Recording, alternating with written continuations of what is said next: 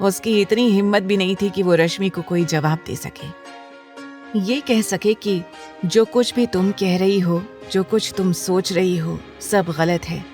उसका आस्था से एक भाई जैसा रिश्ता है, वो उसकी बीवी नहीं है। तभी अरमान की सख्त आवाज गूंज उठी, she is my wife, Mrs Aastha Armaan Singhania. Armaan की बात सुनकर रश्मि जैसे अपने होश में आई।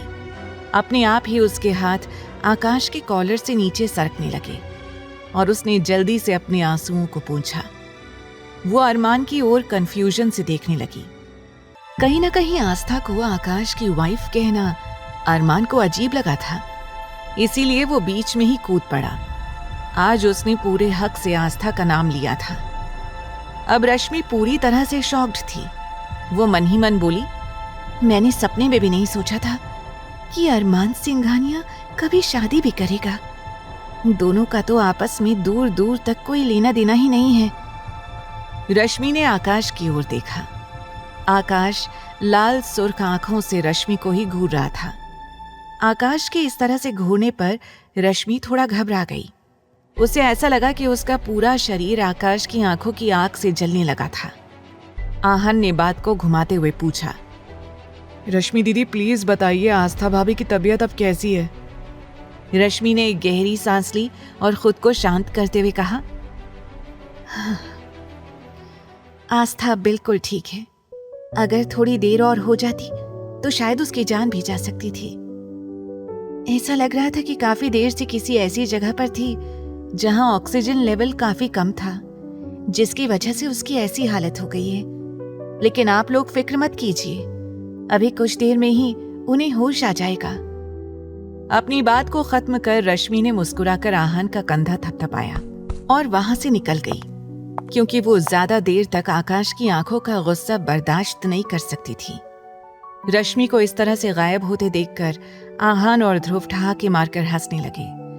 आकाश भी गुस्से में रश्मि के पीछे चला गया। आस्था ठीक थी, ये सुनकर अरमान ने राहत की सांस ली। वहीं अरमान के चेहरे पर इतने सारे इमोशंस थे जिसे सुमित काफी देर से ऑब्जर्व कर रहा था। वो मन ही मन मुस्कुराने लगा। वो मन ही मन बोला, लगता है अब हमारे डेविल किंग ज्यादा दिनों तक डेविल नहीं रहेंगे। वहीं दूसरी ओर ब्लैक विला में एक आदमी अपने दोनों हाथ बांधे हुए वीर रायचंद के ठीक सामने खड़ा था और वीर उसे गुस्से में घूर रहा था। कुछ देर की खामोशी के बाद वीर ने सख्त लहजे में पूछा, डेविल किंग का कुछ पता चला? कहाँ है वो? वीर के सामने खड़े आदमी ने नामे अपना सिर हिला दिया। उसने अपने मुंह से कोई जवाब नहीं दिया, क्योंकि अगर वो अपने मुंह से वीर रायचंद को ये बोलता कि डेविल किंग के बारे में उसे कोई भी इंफॉर्मेशन नहीं मिली थी, तो वीर रायचंद उसकी जान लेने से पहले 1 मिनट भी नहीं सोचता।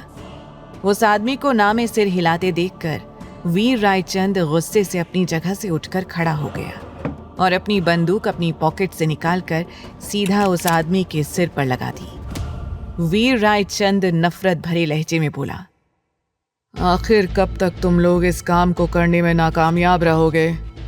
मुझे हर हाल में डेविल किंग और उसकी पूरी गैंग का पता चाहिए। तुम सबको अपना काम याद है या भूल गए? अभी भी वीर रायचंद ने अपने आदमी को गोली नहीं मारी थी, लेकिन उसका गुस्सा बढ़ता जा रहा था। तभी अचानक उस कमरे का दरवाजा खुला और एक आदमी हांफते हुए अंदर आ गया। वीर ने उस तरफ देखा तो सामने उसका सेक्रेटरी रंजीत खड़ा था। वीर ने उसे घूरते हुए पूछा, बोलो क्या कहना चाहते हो तुम? रंजीत ने कहना शुरू किया, बॉस, हमें हमारे इन्फॉर्मर से पता चला है कि अरमान सिंघानिया की आज फॉरेन के कुछ क्लाइंट्स के साथ मीटिंग होने वाली है। ये खबर मुझे उसी के ऑफिस में काम करने वाले मेरे एक भरोसेमंद आदमी ने दी है। अब जैसे ही वीर रायचंद ने अरमान सिंघानिया का नाम सुना, उसके माथे पर बल पड़ गए और वो नफरत से कहने लगा, एक तो ये डेविल किंग है जो मेरा कोई भी इलीगल बिजनेस चलने नहीं दे रहा है, और दूसरा ये अरमान सिंघानिया। इसने तो जैसे कसम खा रखी है कि मेरे सारे प्रोजेक्ट्स को, मेरे सारे क्लाइंट्स को ये मुझसे छीन कर ले जाएगा। बस एक बार मुझे मौका मिल जाए, फिर मैं इन दोनों को एक बार में ही अपने हाथों से मार दूंगा। छोड़ूंगा नहीं मैं इन दोनों को। आगे की कहानी जानने के लिए देखें अगला एपिसोड सिर्फ पॉकेट एफएम के यूट्यूब चैनल पर। और तेरे इश्क में के सारे एपिसोड्स को सुनने के लिए डिस्क्रिप्शन में दी लिंक से डाउनलोड करें पॉकेट एफएम ऐप।